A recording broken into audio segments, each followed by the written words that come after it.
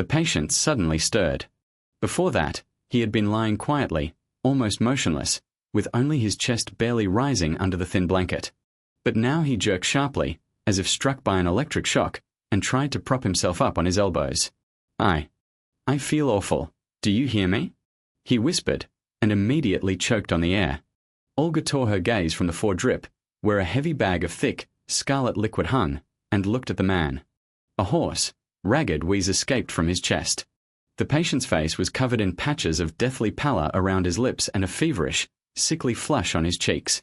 Drops of sweat beaded on his forehead and temples.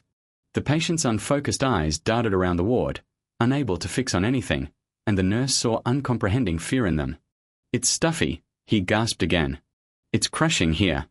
He clutched at his heart, breathing rapidly, as if he had been running at full speed and couldn't stop. "Help me, take this off." The patient fidgeted restlessly, reaching for the fall. He lurched to the side, tangled in the blanket. Olga leaned over the patient, and a characteristic metallic smell hit her nose. Alarmed, the nurse placed her hand on the man's forearm. His skin was cold and sticky with sweat. "Rostislav Karlovich, please look," she exclaimed, turning to the doctor sitting at the other end of the ward in an armchair, buried in his tablet. The attending physician reluctantly tore himself away from the screen and glanced briefly at the patient. "Olga, this is a normal reaction to the protein, vascular spasm. Give him antihistamines, and everything will even out," he said in an ordinary tone. "Just don't start a panic. Kravtsov has allergies in his history. I read the chart." Olga looked again at the trembling man under the blanket and didn't believe it. "But he's turning pale. Look at his lips." "Do your job and don't interfere," the doctor said irritably. "If we interrupt the transfusion for every little thing, we'll never get his blood counts up."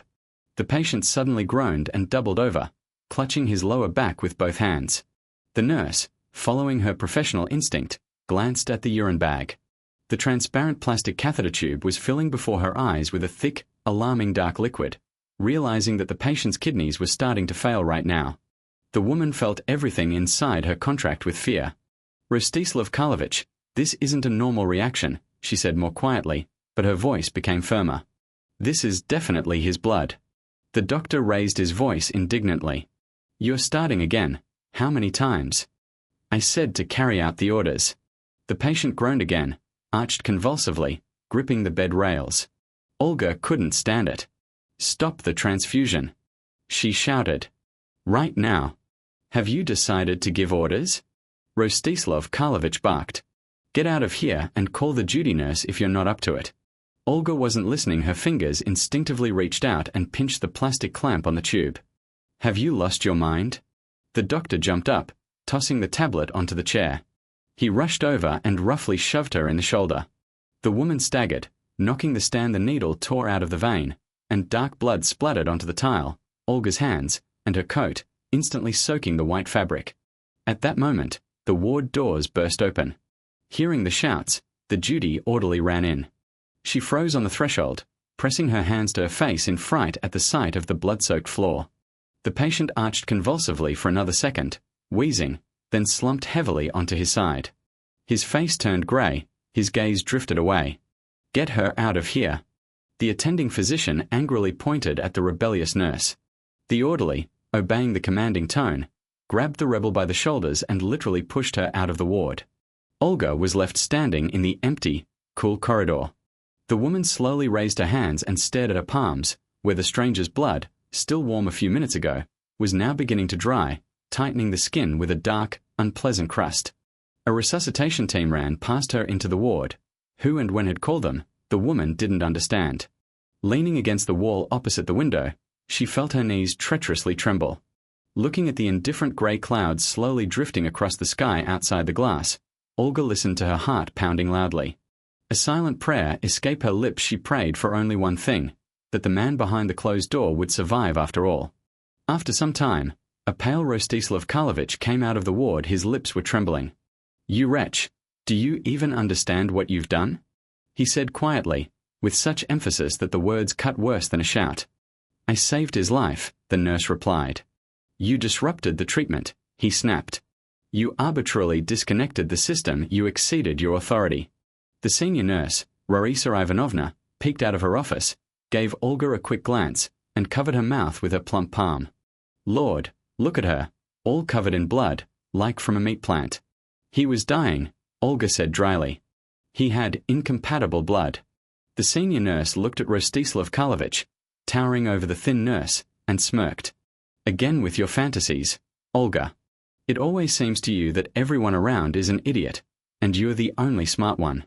Rostislav Karlovich didn't let up. Do you understand who this is at all? This is Kravtsov, the deputy governor. You've just caused a scandal for the whole region. He's a person, Olga defended herself. He was in pain, he was suffocating. And now he's in intensive care, the doctor interrupted, and if he doesn't pull through, it'll be your fault. They wheeled the stretcher with Kravtsov out of the ward and rolled it toward the intensive care unit. An oxygen mask was on the patient's face, his body was breathing convulsively. The resuscitator slowed his step near the doctor and nurse and quickly asked, "Who shut off the system?" She did. Larisa Ivanovna confidently pointed at Olga. Arbitrarily, without orders. The resuscitator shifted his gaze to Olga. Why?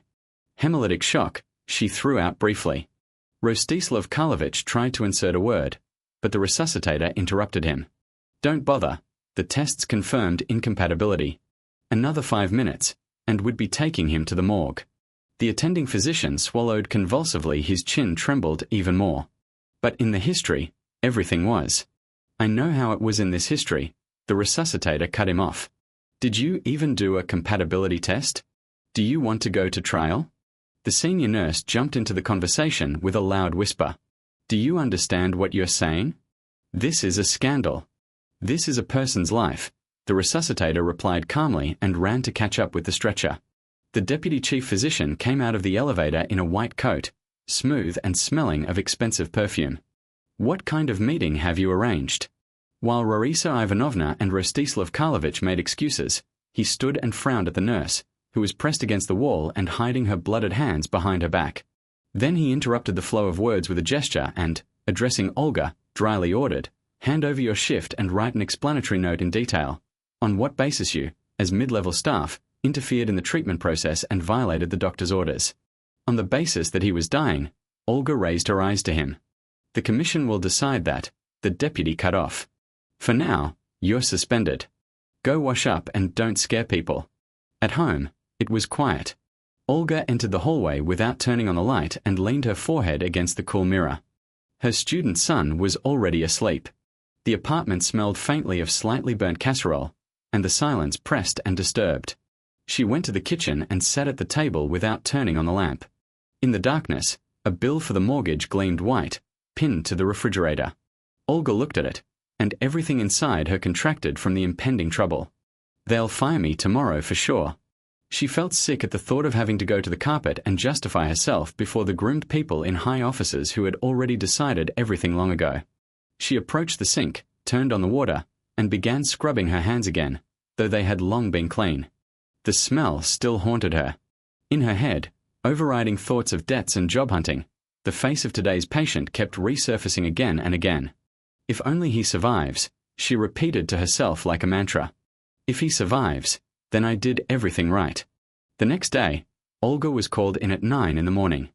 She had slept poorly the previous night, lying awake for a long time, staring at the ceiling, and seeing before her eyes the pale face of the man, his thrashing movements, and hearing his sobs. It was stuffy in the office. 6 people sat at the long table. The chief physician, the deputy chief physician, the department head, the attending physician, the hospital lawyer, and the senior nurse. Sit down, the chief physician said casually. Olga sat on the edge of the chair. So, the deputy chief physician began, flipping through papers. Yesterday you arbitrarily interrupted the hemotransfusion to patient Kravtsov, Igor Mikhailovich. Do you confirm? Yes, Olga said. On what basis? The deputy asked, not looking up from the documents. He started having hemolytic shock, Olga replied. The department head smirked. You just diagnosed it right away. I saw the symptoms, the woman began to explain. He was suffocating, he had pain in his lower back, dark urine, dropping pressure. Are you a doctor? The chief physician interrupted. No, Olga stared ahead. Then why do you decide that it was shock, not a reaction to the drug? The chief physician didn't hide his disdain. Olga looked him in the eyes. Because the resuscitator confirmed the incompatibility, he did the tests. The chief physician spread his hands as if to show there was nothing more to say. The deputy chief physician slowly removed his glasses and began wiping them with the edge of his coat, then looked at the nurse with some pity. Olga, you understand that in that fateful moment, when you succumbed to panic and decided to violate the protocol, anything could have seemed to you. You talk about dark urine, kidney failure, hemolytic shock, but here before me is a fresh official report from the lab. There's none of that in the parameters. Everything is clean. Tell me honestly, did the resuscitator show you the test results yesterday, or did you just decide to trust his words? And he, by the way, was on the verge of a breakdown himself. The lawyer took the floor. From a legal point of view, the nurse's actions can be regarded as exceeding authority and arbitrary interference in the treatment process. So you want to make me the guilty one? Olga asked in a fallen voice. We want to figure it out, the deputy chief physician replied coldly. For now, write us an explanatory note indicate that you disconnected the system on your own initiative, without the attending physician's permission. Olga looked at the blank sheet that the senior nurse pushed toward her and, glancing at those sitting before her, asked, And will the explanatory note mention that the blood was mixed up? The department head sharply asked, What are you accusing us of? I'm saying that the patient was almost killed, Olga snapped, and now you want me to answer for it. The chief physician gestured for the department head to calm down. Listen, dear Olga, he said softly, you're a young woman, you still have to work and work. Don't spoil life for yourself or others. I'm not spoiling, she replied. I saved it. He leaned forward, resting on the table. Then signed the explanatory note. Olga demonstratively folded her hands on her knees. I won't. Everyone in the office froze. The chief physician turned red. All present looked at the thin nurse sitting before them. The deputy chief physician slowly said, Then we'll raise the question of your dismissal. Go ahead, Olga cut off. That same day, Olga was transferred to night shifts. Larisa Ivanovna met her at the post and, without looking her in the eyes, said, You'll be on nights for now. Think about it, maybe you'll get smarter. The next few days turned into a test of silence for Olga.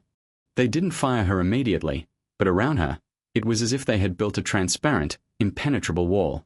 Nurse friends who yesterday discussed weekend plans with her now hastily averted their eyes, and doctors passed by without even a short nod. She worked night shifts, performing her duties with some mechanical, wound-up thoroughness, and in the emptiness of the hospital corridors, her own loneliness seemed almost tangible to her. When, at the end of another night shift, Olga was told that Kravtsov had come to and demanded her presence, she felt not joy, but a strange numbness and excitement. Walking down the long corridor of the intensive care unit, she caught sidelong glances from the duty nurses, and in those glances, curiosity mixed with fear. For everyone, she was already spent material, a person with a sentence in her pocket. It was quiet in the ward, only the medical devices beeped steadily. Kravtsov turned his head toward the entrant with effort. Come closer, he said hoarsely, but in that voice, despite the weakness, the habit of giving orders was already felt. They told me it was you who saved me, and someone whispered that they're planning to sacrifice you for it. The nurse nodded silently. Do you understand, Olga, that you've committed professional suicide? Kravtsov smiled faintly, and deep wrinkles gathered at the corners of his eyes. Today they brought me papers the doctors unanimously claim that you almost sent me to the other world with your amateurism. Olga stood at the edge of the bed, wanting to scream from this injustice. She involuntarily clenched her fingers into a fist, feeling her nails dig into her palms. I did what I had to, she replied, trying not to let her voice break. Igor Mikhailovich sighed heavily and looked away. Well, and in their reports, there's none of that. Everything is clean, you can't fault it. And me. I'm just a patient, or official, yes, but I'm not a medic. The commission won't listen to it seemed to me I was suffocating. My sensations against their reports, analyses, and expert conclusions. You must understand that yourself. He fell silent. Olga waited. Tomorrow morning, they'll crush you, he continued more quietly, staring at the ceiling. They have administrative resources, lawyers, and impeccably forged papers, and you have nothing but my words, my sensations. And honestly, I'm not even that sure about it. It's unlikely to protect you against their expert opinion. My word weighs no more than this sheet of prescriptions. He nodded at the medication schedule hanging by the bed. Olga felt truly scared. She had expected, if not salvation, then at least simple human support, but she heard a cold statement of her defeat. "So you also think I interfered for nothing?" she asked, and a bitter lump rose in her throat, making it hard to breathe. "I think truth is an expensive thing. Sometimes it costs a career. Go. Olga, thank you for coming. I need to rest." She had already grasped the door handle, feeling the last hope burn out inside her, when she heard his dry, colorless voice behind her. "Until tomorrow, and still, thank you, Olga. I hope you'll find the strength to stay in the profession." Olga stepped into the corridor and closed the door behind her. That "I hope" sounded like an epitaph. He didn't say, "I'll help you stay," he said, "Try yourself if you can," as if bidding farewell in advance. The disciplinary commission began the next morning. The members sat at the long table. Several people in strict suits and white coats. Their faces in the stuffy office seemed uniformly grey. They whispered quietly, shuffling folders, but it was noticeable that all eyes kept returning to the center of the table. There sat the chief transfusiologist of the region, grey-haired with a heavy gaze from under his glasses. He flipped through the medical history unhurriedly, paying no attention to the whispers and fuss around. The chief physician stood by the window, hands behind his back. He tried his best to appear calm, but he was betrayed by his tense, petrified neck and the way his jaw muscles clenched with each question from the expert. When Olga finished speaking, a heavy, almost tangible pause hung in the office. The chief physician smirked barely noticeably. In his version, the nurse's words against the perfectly filed documents in the folder were worth nothing. The commission lawyer had already reached for the dismissal order form when there was a knock at the door, and the characteristic sound of wheelchair wheels was heard. They wheeled in the deputy governor in hospital pajamas. Kravtsov was pale, but his gaze was sharp and tenacious. An assistant pushed the wheelchair. The men at the table fell silent. The buzzing of the lamp under the ceiling became audible. "Continue, gentlemen," Kravtsov said quietly. "I'm very interested to hear how you're punishing the person who corrected your fatal mistake." The assistant, without waiting for an invitation, approached the table and placed a package with the logo of the regional blood center before the chief transfusiologist. "That's what isn't in the official medical history," Igor Mikhailovich continued, "but it's what was in my blood when I came to." The grey-haired transfusiologist adjusted his glasses and unfolded the documents. The other commission members froze. The chief physician stopped tapping his fingers on the windowsill, and his face began to take on an earthy shade. Under the monotonous buzzing and crackling of the lamp, only the steady ticking of the clock on the wall and the rustling of paper under the expert's fingers were heard. The transfusiologist read for a long time. His gaze moved along the lines unhurriedly, his brows furrowed more and more. Finally, he slowly raised his eyes to the attending physician. "This is interesting." The expert's voice sounded unnaturally dry. Then his heavy gaze fixed on the chief physician. "In your medical history, it's written that the patient was transfused with his second negative group, but you couldn't provide the empty container from it for verification, could you? And this is an independent analysis." The chief regional transfusiologist lifted the documents handed to him by the deputy governor's assistant. "And it says something else, namely, that traces of Rh conflict were found in Mr. Kravtsov's blood." All present held their breath, watching as the respected expert disdainfully pushed the folder with falsified results away from himself with 2 fingers and shook the report from the independent lab again. "Look at these indicators. Here's an unambiguous, undeniable picture of the most severe hemolytic shock. This can't be faked or hidden. These traces appear only when incompatible blood is transfused to a person. You tried to mislead me with your forgery, but this..." The transfusiologist didn't finish. He looked at Olga, sitting forlornly on the edge of the chair before the merciless commission. "And we all must admit that the actions of this woman, this brave nurse, are the only reason we are not discussing a fatal outcome here now." The chief physician jerked as if he wanted to object, but under the icy gaze of the transfusiologist, he only clenched his jaws tighter. Silence hung in the room. It became clear to everyone how this would end. The regional transfusiologist rose heavily from his seat and pronounced his verdict. "All materials from the independent expertise and this medical history will be immediately transferred to the prosecutor's office. Here, there's evident official forgery and creation of conditions threatening the patient's life. The chief physician and responsible staff are suspended from work until the investigation is completed." Olga sat motionless, not believing what was happening. She no longer expected a miracle, had already resigned to expulsion, and now she felt no triumph, only a strange ringing silence in her ears. "Gentlemen," "You're all free," the transfusiologist announced and headed straight to the dazed Olga.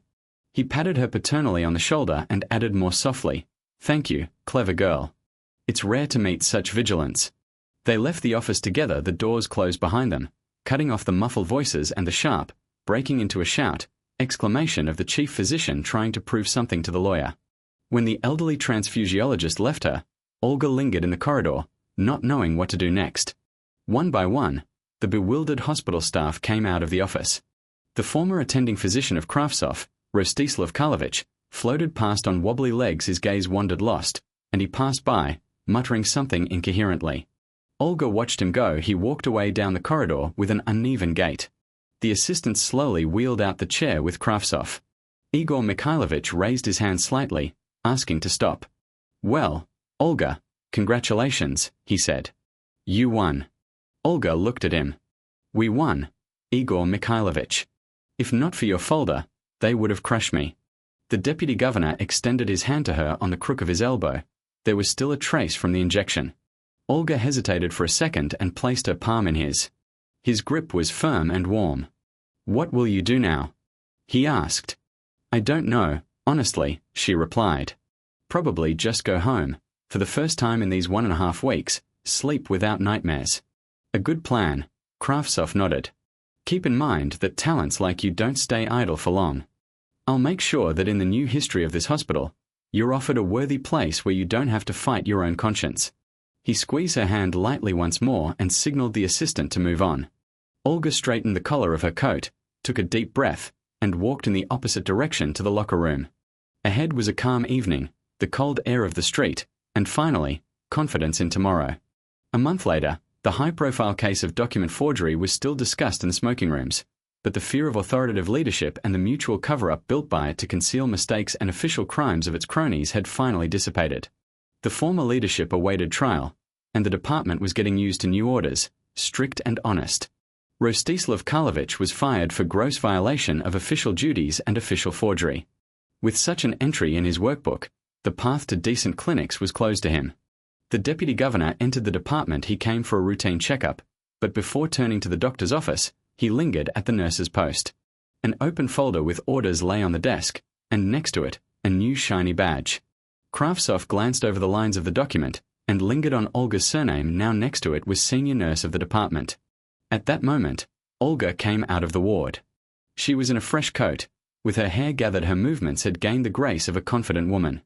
Seeing her former patient, she stopped and involuntarily reached for her chest to adjust the badge, but her fingers touched only the fabric, the old one she had already removed, and the new one she hadn't pinned yet. "Congratulations on the appointment, Olga Sergeevna." Kravtsov nodded at the folder. "Justice suits you very well." "Thank you, Igor Mikhailovich," Olga smiled. "How's your health?"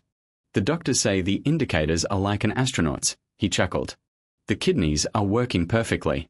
It turns out that if you treat according to protocol, things go faster without someone's whim." He looked once more at her new badge lying on the table and added more seriously, "I'm glad you stayed in this hospital. Now I'm calm for myself and for those who end up here."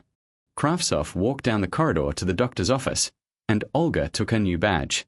She fastened the pin on her chest, and in her gaze burned active determination. She was in her place.